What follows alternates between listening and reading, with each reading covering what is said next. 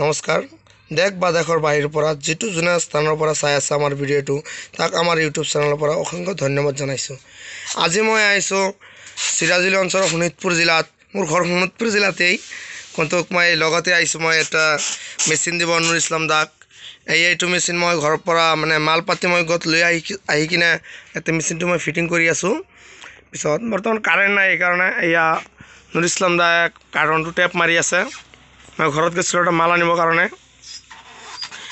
আৰু নুৰ ইছলাম দাক সোধোঁ মোৰ পৰা মেচিনটো লৈ সি ভাল পাইছে নে বেয়া পাইছে। ইছলাম দা, মেচিনটো লৈ আপোনাৰ কি ভাল নে বেয়া লাগিল? ভাল লাগিল। আপোনাৰ মোৰ ভিউৱাৰ্ছসকলক কিবা ক'ব নেকি মোৰ চেনেলৰ বিষয়ে বা মোৰ ফাৰ্মৰ বিষয়ে? মোৰ ফাৰ্মটো আপোনাক চাই কেনেকুৱা লাগিছে? ভাল লাগিছে না? আপোনাৰ ঘৰ?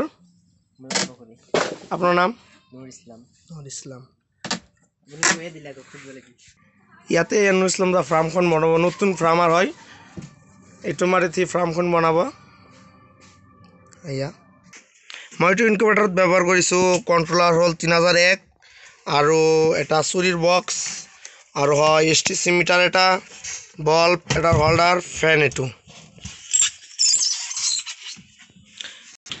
যদি আপোনালোকৰ কাৰোবাৰ কণী লাগে বা হাঁহৰ কণী, মুৰ্গীৰ কণী বা ইনকুবেটাৰ লাগে, মোৰ সৈতে ল'ব পাৰে।